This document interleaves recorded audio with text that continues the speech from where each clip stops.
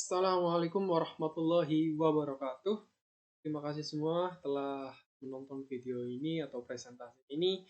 Di sini kami semua dari kelompok 4 Manajemen Logistik Industrial Indonesia kelas 4D mata kuliah Praktikum Studi Kelayakan Bisnis akan menjelaskan terkait dengan analisis hasil rencana bisnis kami, yaitu terkait PT Ada Ajaya dengan judul Flash Sandwich. Terima kasih. Selanjutnya, baik, pertama di sini ada sorotan presentasi yang akan dibahas. Pertama ada pendahuluan, aspek pasar dan pemasaran, kemudian ada aspek teknis dan teknologi, dan aspek manajemen, kemudian selanjutnya ada aspek STM, aspek lingkungan industri, aspek kriteria investasi, aspek dampak lingkungan hidup, dan kesimpulan penutup lalu lampiran. Baik, yang pertama ada pendahuluan. Nah, di sini pendahuluan ada latar belakang nih. Latar belakangnya yaitu penanaman modal dalam suatu pasar atau suatu usaha atau proyek, baik usaha baru maupun perluasan usaha yang sudah ada biasanya disesuaikan dengan tujuan perusahaan. Karena apa? Dan juga bentuk badan usahanya. Nah, salah satu tujuan perusahaan didirikan adalah untuk mencari keuntungan semata. Dalam arti seluruh aktivitas perusahaan hanya ditujukan untuk mencari keuntungan semata. Nah, agar tujuan mencari profit ini dapat terlaksana atau dapat tercapai, maka apapun tujuan perusahaan, baik profit maupun lainnya, hendaknya apabila ingin melakukan investasi, sebaiknya harus dilakukan terlebih dahulu studi kelayakan. Tujuannya apa? Karena untuk menilai apakah investasi yang akan dilaksanakan atau ditanam tersebut layak ataupun bisa dijalankan dan bisa memberikan suatu manfaat. Oleh karena itu, untuk menghindari suatu kegagalan, perlu dilakukan studi kelayakan sebelum proyek itu tersebut dijalankan. Nah, di sini pengertian studi kelayakan merupakan suatu proyek atau perusahaan yang adalah penelitian yang melibatkan berbagai aspek hukum, aspek sosial, aspek ekonomi, aspek budaya, aspek pasar dan pemasaran, aspek seni dan teknologi operasional, aspek manajerial dan keuangan yang semuanya menjadi landasan untuk penelitian.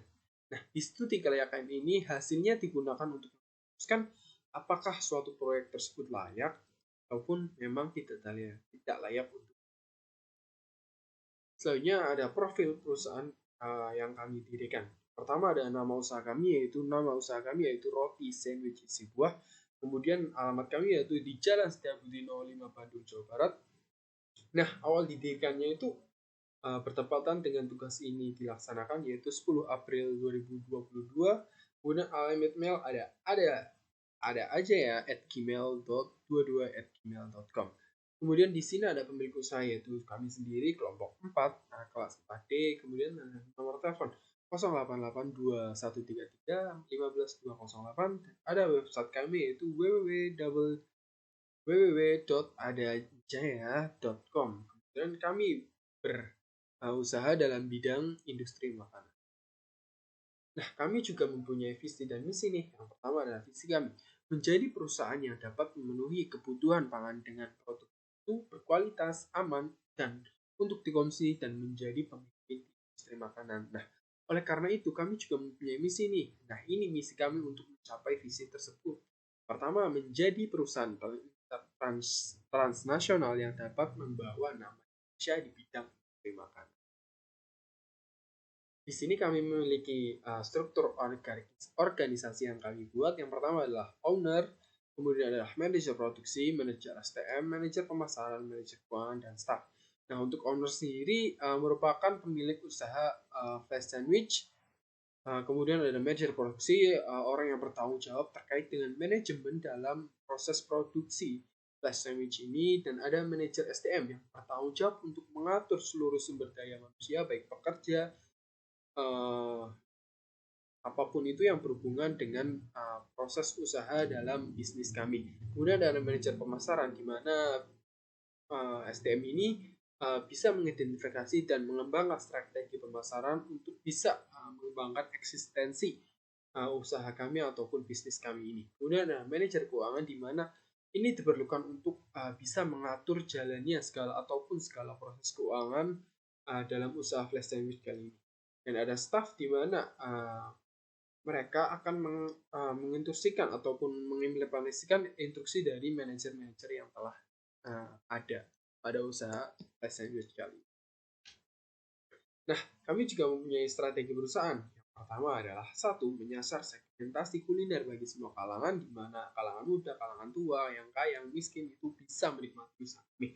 Kemudian yang kedua adalah segmentasi harga bagi kalangan menengah atas. Maksudnya apa? Ada perbedaan segmentasi harga di mana kalangan menengah atas akan bisa lebih sedikit dinaikkan karena apa? Karena untuk menjangkau di mana kalangan atas itu merupakan sebuah kalangan yang baik. Kemudian membuka outlet pada tempat yang berada di toko, agen, minimarket. Nah, kami juga tidak membuka hanya gerai, kemudian kami juga bisa memasarkan produk kami ke toko, agen, minimarket maupun swayalan. Nah, di sini ada people, orang yang bertanggung jawab, orang yang interaksi dalam usaha kami. Yang pertama ada owner, manajer produksi, manajer keuangan, manajer pemasaran, dan manajer STM. Kemudian ada product value. Yang pertama nilai produk value kami. Yang pertama service level yang baik. Kedua varian rasanya, rasa yang lezat. Ketiga harga yang terjangkau. Dan price di sini flash sandwich ini kami jual dengan rentang harga 5.000 sampai 10.000 rupiah tergantung dengan bentuk ataupun kuantitas dari flash sandwich tersebut. Baik untuk promosi, kami akan memaksimalkan promosi melalui potensi media sosial, Instagram, Facebook, Twitter, dan lain. Kemudian kami juga akan menjalin hubungan baik dengan pelanggan, memaksimalkan kinerja kami melayani mereka. Kemudian kami juga akan memasarkan toko-toko tertentu. Untuk placement, kami akan memasarkan bagaimana produk kami diterima di masyarakat, di mana produk kami ini merupakan produk yang bisa mengganjal perut dengan rasa yang lezat dan juga rasa yang sehat. Karena apa? Karena produk kami ini merupakan produk flash sandwich, di mana sandwich ini berisi buah-buahan yang segar dan juga bisa mengenyangkan badan. Kami juga akan memasarkan toko-toko, minimarket, agen, dan swalayan. Baik, ini merupakan produk kami ataupun kemasan produk kami, di mana ada warna biru, ada warna kuning, dan ada warna coklat, di mana ini menggambarkan suatu kejernihan dari warna biru tersebut. Karena apa? Kami ingin produk kami itu bersih, higienis. Kemudian di sini ada warna kuning, di mana ini akan melambangkan sebuah kesehatan ataupun warna pencerah, di mana buah-buahan dalam produk kami ini memiliki warna yang cerah, warna yang bagus, warna yang jernih. Kemudian di sini ada logo ataupun gambar produk kami, yaitu flash sandwich, di mana roti sandwich isi buah. Di sini juga ada nutrition fact dan identitas nutrisi yang ada pada produk kami. Flash sandwich ini juga merupakan roti isi yang mudah disajikan dan banyak mengandung nutrisi, dan varian yang terbuat dari bahan-bahan berkualitas, yaitu buah segar dari produknya langsung, kemudian bisa menyambar selera yang memakannya. Baik, selanjutnya mengenai proses dan voucher produk akan dijelaskan oleh rekan saya, yaitu Justian. Kepadanya saya persilahkan. Baik teman-teman semuanya, untuk bagian selanjutnya itu dijelaskan tentang proses dan flow chart produk. Untuk proses itu sendiri, flash sandwich itu memerlukan bahan 1 buah sesuai selera rasa yang diinginkan. Lalu juga ada 1 bungkus whipped cream, lalu ada 1 roti tawar, terus ada plastik wrap, dan ada 400 ml air dingin. Untuk alatnya itu kulkas sebagai pendingin roti sandwich nantinya, terus ada pisau buah dan sendok. Dalam pembuatan flash sandwich, yang pertama itu dimulai dari 250 ml whipped cream cair dingin atau diganti dengan whipped cream bubuk. Kita aduk sampai mengembang sekitar 5 menit dengan kecepatan tinggi. Lalu setelah itu siapkan plastik wrap, potong secukupnya untuk setiap sandwich. Letakkan 1 buah roti, oles dengan whipped cream. Lalu yang terakhir letakkan buah secukupnya, lalu oles lagi dengan whipped cream. Lakukan sampai penuh, dan setelah itu tutup roti tawar di bagian atasnya. bungkus dengan plastik wrap, lalu simpan sandwich buah ini dalam kulkas selama 30 menit atau sampai 1 jam. Setelah fresh sandwich-nya beku, silakan dipotong lalu disajikan.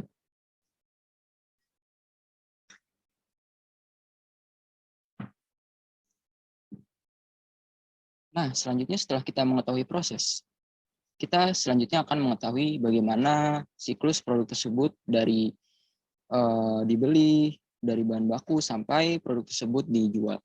Ya, jadi yang pertama itu kita itu membeli bahan baku dari supplier berupa roti tawar yang sudah jadi. Nah, lalu setelah itu dari bahan baku tersebut kami proses menjadi sebuah produk, yaitu flash sandwich. Setelah diproses, nantinya akan ada penelitian produk. Di sini dicek apakah produk itu sesuai standar perusahaan kami atau tidak. Jika sudah sesuai, maka produk akan langsung dikemas dan didistribusikan kepada outlet-outlet yang bekerja sama. Nah, jika produknya tidak sesuai kualitas, maka produk itu akan ditolak lalu dibuang.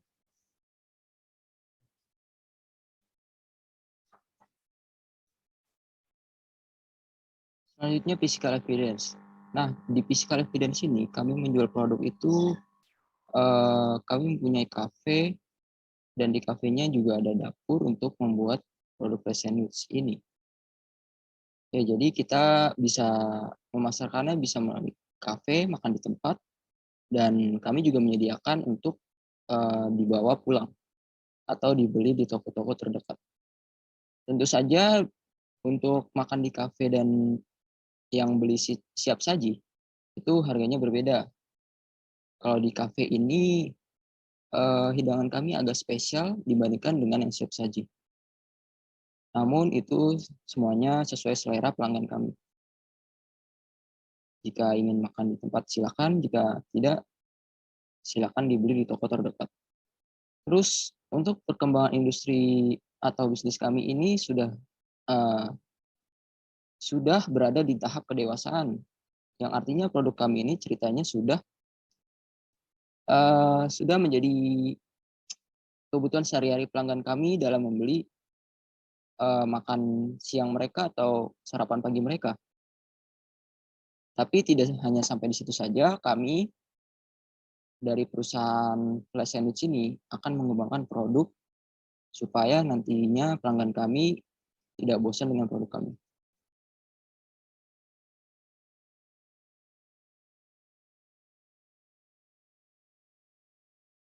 Selanjutnya kita masuk ke aspek pasar dan pemasaran. Di sini ada analisis potensi pasar. Ya, jadi pada usaha sandwich buah ini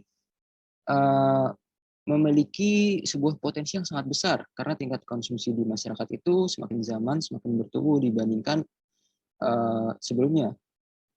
Di samping itu, persaingan bisnis sandwich ini juga sangat ketat menyusul banyaknya pelaku usaha yang terjun di dunia bisnis yang sama dari hasil riset yang telah kami lakukan. Selain itu juga dengan usaha yang kami dirikan ini, kami telah melakukan penjualan secara online maupun offline yang dapat memudahkan para konsumen yang menyukai sandwich kami. Juga rasa yang sudah direview dari konsumen yang rata-rata menyukainya. Nah, dari analisis potensi pasar dan strategi pemasaran, bisnis sandwich buah ini mampu memenuhi permintaan dan produk ini mampu menjangkau sasaran yang luas dari kegiatan promosi baik yang dilakukan secara online maupun offline.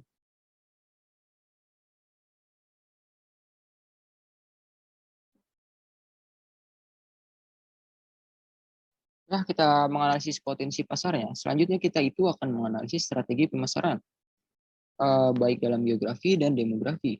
Untuk geografi sendiri, Flash Sandwich membuka usaha di sekitaran pemukiman warga dan kampus, supaya apa? Supaya mudah untuk dikunjungi dan mudah diakses.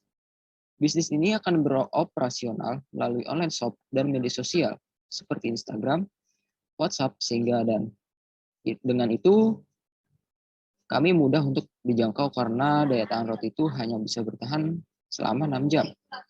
kecuali dimasukkan ke dalam lemari pendingin yang bisa bertahan selama 2 hari. Dengan dipasarkannya melalui online shop, Fresh Sandwich bertujuan agar produk-produk makanan dapat tersebar luas melalui media sosial dan juga konsumen dapat memesan sesuai keinginannya. Nah, setelah kita mengetahui dalam bentuk geografi, selanjutnya kita analisis strategi pemasaran dalam demografi. Produk makanan Fresh Sandwich ini dapat dibeli oleh semua kalangan, baik laki-laki maupun atau perempuan, dari usia anak-anak, remaja, sampai dewasa atau orang tua. Karena apa? Karena produk yang ditawarkan bukan hanya merupakan produk khusus yang hanya dapat dikonsumsi oleh kalangan tertentu.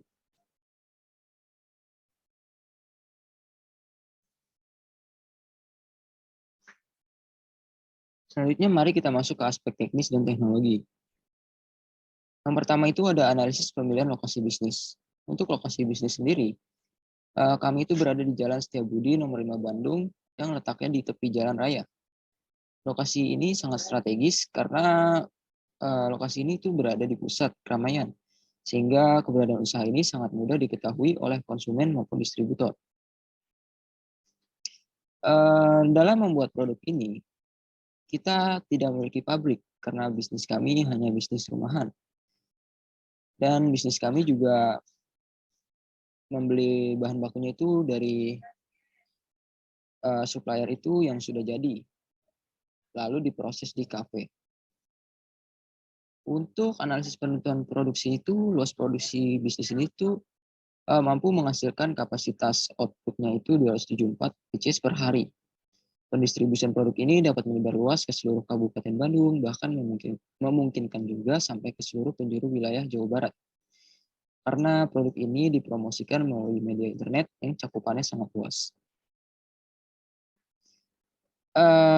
Dalam menganalisis pembelian teknologi dan peralatannya, kami ini dalam kegiatan produksinya itu menggunakan konveyor untuk menghantarkan produk. Dengan demikian, teknologi tersebut mampu untuk menghasilkan output yang banyak daripada menggunakan manual. Kemudian untuk mempromosikan bisnis kami menggunakan smartphone dan gadget yang mendukung lainnya. Jadi kesimpulan dari aspek teknis ini, posisi tempat usaha ini sangat strategis dan kami belum memiliki pabrik, dan kami memproduksi kapasitasnya itu dapat memenuhi 274 pieces per hari.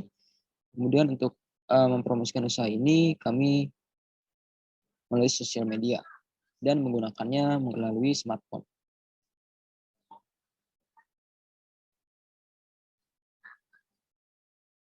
Selanjutnya kita masuk ke aspek manajemen. Nah, di aspek manajemen ini sudah kami rangkum melalui Gancar proses kami. Ya, seperti yang sudah kita ketahui sebelumnya, usaha kami itu bersifat perseroan terbatas. Jadi segala modal, kepemilikan, pembagian laba, pemasarannya, manajemennya dikerjakan oleh entitas yang terhubung di perusahaan sesuai kebijakan perusahaan. Dan entitasnya itu seperti owner, manager, dan staff. Nah, ini merupakan Gancar proses kegiatan dalam mengoperasikan Flash Sandwich kami. Ya, jadi di sini di Gancar itu kami mulai dengan perencanaan bisnis pada minggu pertama, lalu minggu keduanya perekrutan tenaga kerja. Perekrutan tenaga kerja itu di minggu kedua dan tiga. Terus untuk pembelian alat produksinya itu di minggu ketiga dan empat. Untuk pembelian bahan bakunya berada di minggu keempat dan 5. Terus persiapan tempat produksinya itu ada di minggu 5 dan 6. Terus proses produksinya dilakukan dari minggu ke-6 ke minggu ke-7. Dan yang terakhir itu ada evaluasi hasil produksinya dari minggu ke-6 sampai ke-7.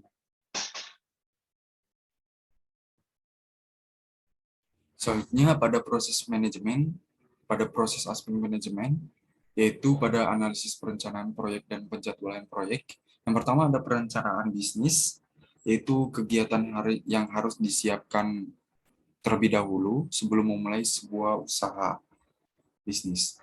Terus yang kedua ada perekrutan tenaga kerja, yaitu kegiatan mencari dan memikat pelamar kerja dengan memotivasi kemampuan, keahlian, dan pengetahuan yang diperlukan guna menutupi kekurangan yang diidentifikasi dalam perencanaan kepegawaian. Terus yang ketiga ada pembelian alat produksi, yaitu pengeluaran yang dilakukan oleh perusahaan untuk menciptakan barang yang diproduksi perusahaan tersebut.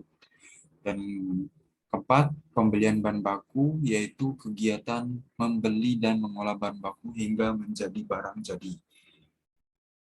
Terus yang kelima ada persiapan tempat produksi, yaitu kegiatan mempersiapkan tempat produksi bahan baku menjadi barang jadi. Terus yang keenam ada proses produksi, yaitu kegiatan proses produksi yang menggabungkan satu bagian ke bagian yang lain. Terus ada evaluasi hasil produksi yang terakhir, yaitu kegiatan menilai semua hasil produksi yang sudah jadi. Terus ada selanjutnya bab 5, aspek sumber daya manusia dan struktur organisasi. Yang pertama, yang paling atas ada owner, pemilik usaha flash sandwich-nya. Terus yang di bawahnya owner itu ada manajer produksi yang kegiatannya mengatur segala proses produksi flash sandwich-nya. Terus ada manajer sumber daya manusia yang kegiatannya mengawasi kinerja dan mengevaluasi hasil pekerjaan yang telah dilakukan demi meningkatkan kualitas kerja karyawannya. Terus yang di sampingnya ada manajer pemasaran, yaitu kegiatannya mengidentifikasi dan mengembangkan strategi pemasaran. Terus ada manajer keuangan yang tugasnya untuk mengatur segala proses keuangan flash sandwich-nya. Terus di bawahnya manajer maupun manajer produksi, manajer sumber daya manusia, manajer pemasaran, dan manajer keuangan ada staff, yaitu tugasnya yang mengoperasikan pekerjaan sesuai perintah masing-masing atasannya. Terus analisis perlukan seleksi dan orientasi. Pertama ada merencanakan proses rekrutmen, perusahaan menyiapkan rencana untuk posisi yang dibutuhkan dengan menuliskan deskripsi pekerjaan, kualifikasi dan pengalaman yang dibutuhkan, dan menentukan di mana menempatkan iklan pekerjaan di media cetak atau online. Selain itu juga jangan lupa untuk mengidentifikasi penanggung jawab pekerjaan dari tim pengembangan sumber daya manusia, memantau proses, mengklasifikasikan pelamar, melakukan wawancara, dan yang terakhir memberikan kesempatan kerja. Terus yang kedua ada pasangan lowongan tim pengembangan sumber daya manusia yang dapat mempublikasikan pengumuman internal tentang lowongan kerja baru untuk mendapatkan lowongan kerja dari sumber manusia yang ada.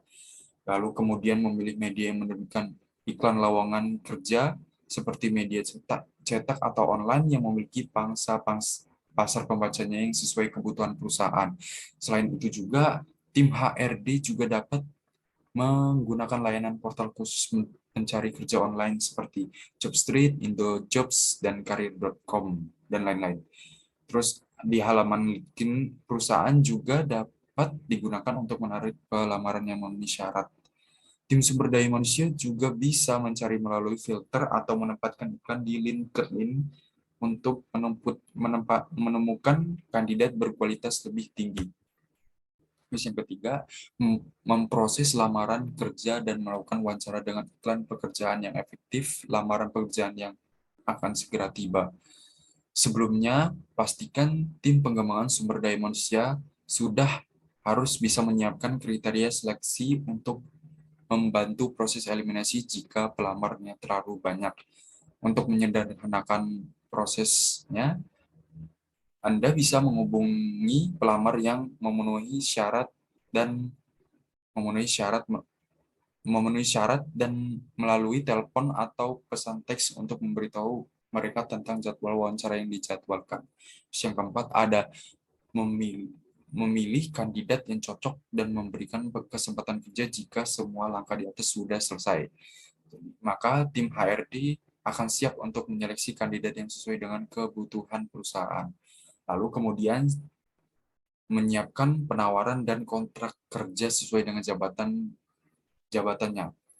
Terus menyiapkan surat pemberitahuan ucapan terima kasih kepada kandidat yang belum diterima. Terus selanjutnya ambil langkah ekstra ini untuk menjadikan citra perusahaan yang lebih baik di mata para di mata para pelamar kerja.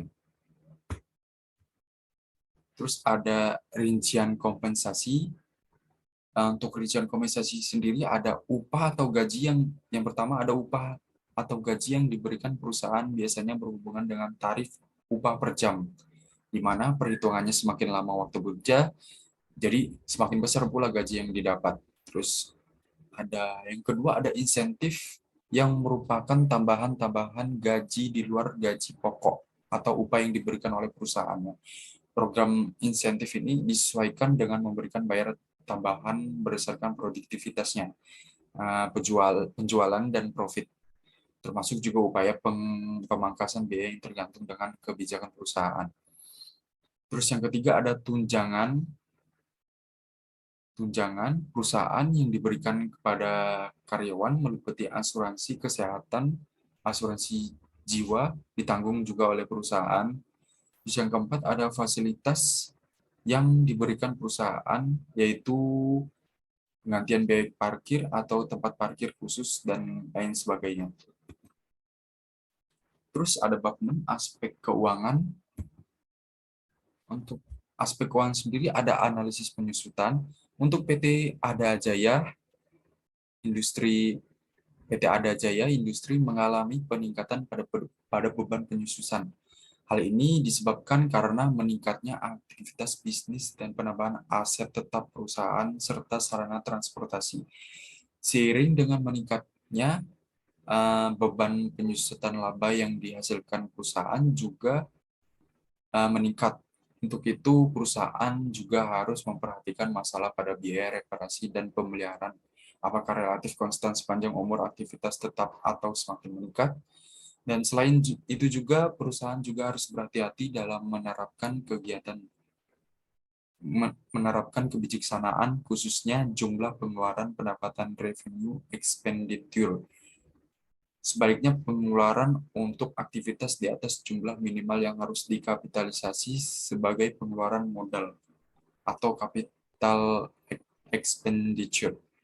Untuk tabel peningkatan penyusutan PT Ada Jaya dari tahun 2007 sampai 2021. Untuk 2017 sendiri akumulasi penyusutannya Rp650.000 dan untuk tahun 2018 akumulasi penyusutannya menurun Rp635.000 dan untuk tahun 2019 akumulasi penyusutannya menurun lagi menjadi Rp620.000 dan untuk tahun 2020 akumulasi penyusutannya menurun lagi menjadi Rp650.000. Terus untuk tahun 2021 akumulasi penyusutannya menjadi Rp545.000.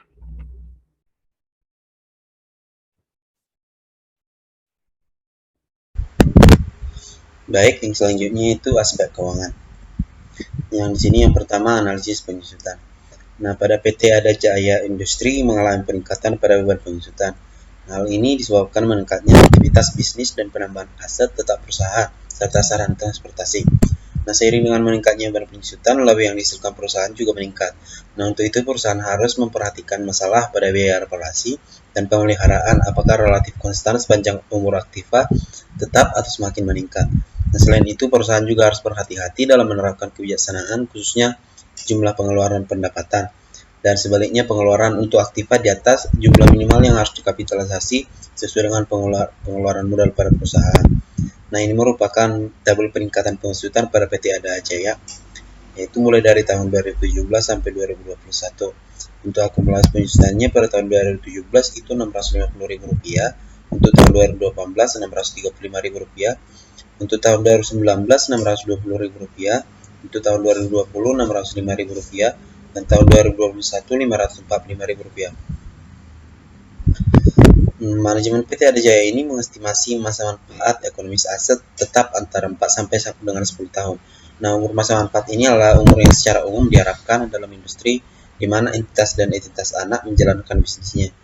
Nah, perubahan tingkat pemakaian dan perkembangan teknologi yang dapat mempengaruhi masa manfaat ekonomis dinilai sisa aset, dan karenanya biaya penyusutan masa depan mungkin akan direvisi maka pada PT Ada Jaya nilai penyusutan aktif tetapnya dapat meningkatkan laba yang diperoleh oleh perusahaan.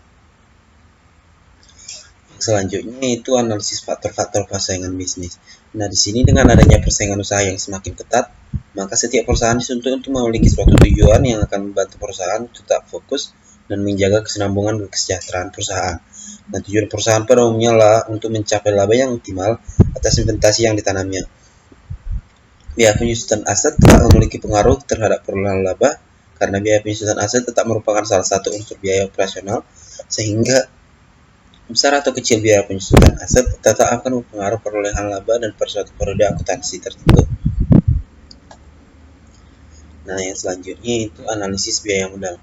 Nah, di sini aspek keuangan pada studi kelayakan bisnis ini digunakan untuk menilai keuangan perusahaan yang meliputi perolehan sumber dana, estimasi pendapatan, dan jenis investasi beserta biaya yang dikeluarkan selama investasi, serta proyeksi laporan keuangan yang terdiri dari laba rugi, neraca, dan arus kas. Di sini terdapat tabel biaya modal yang dikeluarkan oleh perusahaan PT Ada Jaya, mulai dari bahan baku, upah tenaga kerja produksi, biaya memproduksi, dan di sini komponen-komponen biayanya itu pada harga pokok produksi seperti biaya bahan baku, sehingga membutuhkan kebutuhan modal kerjanya per tahun yaitu sebanyak Rp250.750. Nah, berdasarkan perhitungan yang telah dilakukan tadi, maka biaya modal yang dikeluarkan perusahaan sudah layak karena sudah sesuai dengan hasil yang diperoleh berdasarkan proses perhitungan biaya modal, produksi, dan juga laba rugi. Yang selanjutnya itu aspek lingkungan industri. Nah, di sini aspek lingkungan industri PT Ada Jaya lebih mengarah pada aspek persaingan di mana bisnis perusahaan berada, yang mempengaruhi kondisi persaingan seperti ancaman pada bisnis. Nah, tantangannya adalah untuk menempatkan suatu posisi dalam suatu industri di mana perusahaan dapat secara menguntungkan mempengaruhi faktor-faktor itu, atau di mana perusahaan itu dapat dengan sukses mempertahankan diri dari pengaruh-pengaruh mereka. Nah, semakin besar kapasitas perusahaan untuk mempengaruhi lingkungan industri, semakin besar juga kemungkinan perusahaan untuk menghasilkan laba di atas rata-rata. Nah, untuk tingkat persaingan dipengaruhi beberapa faktor, yaitu jumlah kompetitor. Yang kedua, tingkat pertumbuhan industri. Yang ketiga, yaitu karakteristik produk. Yang keempat, biaya tetap yang benar. Dan yang kelima, kapasitas. Nah, kesimpulannya itu dalam aspek industri diperlukan beberapa analisa yang meliputi persaingan industri yang saat ini, kekuatan dan penawaran pembeli terhadap produk, bentuk yang substitusi yang bisa menggantikan produk, kekuatan supplier dalam industri, kemampuan pesaing baru untuk masuk dan menawarkan produk yang sejenis. Nah, beberapa aspek yang dikaji PT Ada Jaya yaitu yang pertama, persaingan sesama perusahaan dalam industrinya, yang kemudian ancaman dari produk pengganti, kemudian kekuatan tawar-menawar pembeli dan pemasok, dan kemudian pengaruh kekuatan stakeholder lainnya. Yang selanjutnya, analisis aspek kriteria investasi. Untuk analisis perhitungan kriteria investasinya, di sini investasi atau penanaman modal dalam perusahaan ini tidak lain-lain menyangkut penggunaan sumber-sumber yang diharapkan akan memberikan imbalan atau pengembalian yang menguntungkan di masa yang akan datang. Nah, ini merupakan biaya investasi yang dikeluarkan oleh PT Ada Jaya, yaitu mulai dari rencana penjualan satuan per periode mulai dari 2017 sampai 2021, begitu juga dengan harga jual, begitu hasil penjualan, biaya pokok produksi mulai dari bahan baku sampai dengan biaya memproduksi, dan kemudian total biaya produksi. Nah, untuk yang penjelasan selanjutnya akan dijelaskan oleh teman saya Alif Mulki. Untuk selanjutnya, hasil penjualan dikurangi dengan total biaya produksi, maka didapatkan laba kotor. Untuk selanjutnya ada biaya usaha. Yang pertama terdiri dari gaji direktur, gaji manajer produksi, gaji manajer keuangan, gaji manajer pemasaran, gaji manajer SDM, staf produksi, staf keuangan, staf pemasaran, staf SDM, suplai kantor, biaya sewa, dan biaya promosi. Maka didapatkan total biaya usaha sebelum penyusutan dan amortisasi. Kemudian ditambahkan dengan penyusutan amortisasi, maka total biaya usaha didapatkan. Setelah mendapatkan total biaya usaha, laba kotor yang sebelumnya telah didapatkan dikurangi dengan total biaya usaha, maka didapatkan laba usaha. Laba usaha tersebut kemudian akan digunakan dengan biaya bunga, namun karena tidak ada biaya bunga maka langsung menjadi laba sebelum pajak. Kemudian laba sebelum pajak ini diterapkan dengan pajak sebesar 12,5%, maka didapatkanlah total dari laba bersih. Hasil yang diperoleh untuk aspek kriteria investasi didapat sebagai berikut. CRR atau dengan I1 ditambahkan dengan NPV dibagi NPV 1 kurangi NPV 2 plus kurung NPV 2 dikurangi kurung. Maka IRR kan 54% ditambah dalam kurung 653.733.600 dibagi dengan 653.733.600 kurangi dengan 621.649.000. Maka hasilnya adalah IRR sama dengan 54,52%. Berdasarkan perhitungan yang telah dilakukan tersebut, IRR memberikan nilai 54,52% dan lebih besar dari tingkat pengambilan yang diinginkan. IRR lebih besar dari 13,50%, sehingga investasi pada produk ini dapat diterima dan layak dilakukan. Aspek selanjutnya ada aspek dampak lingkungan hidup. Aspek dampak lingkungan hidup merupakan aspek yang cukup penting untuk dianalisa, karena apabila pabrik baru dari PT Ada Ajaya dibangun tentunya akan berdampak kepada lingkungan, baik itu dampak positif maupun dampak negatif. PT Ada Ajaya tidak memberikan pengaruh negatif terhadap pencemaran air di sekitar pabrik, karena dalam pembuatan roti, PT Ada Ajaya tidak menggunakan zat kimia berbahaya mempengaruhi perubahan air di lingkungan sekitar. Namun, untuk sampah plastiknya, kami sudah menyiapkan tempat sampah khusus di beberapa outlet yang untuk nantinya dapat didaur ulang supaya menghindari dari pencemaran lingkungan. Kesimpulan dari kelayakan aspek dampak lingkungan hidup ini adalah berdasarkan analisis aspek lingkungan operasional, lingkungan dekat, lingkungan jauh, dapat disimpulkan bahwa bisnis ini dapat berpotensi baik untuk dijalankan karena hambatan-hambatannya telah terkait kesimpulan dari studi ini.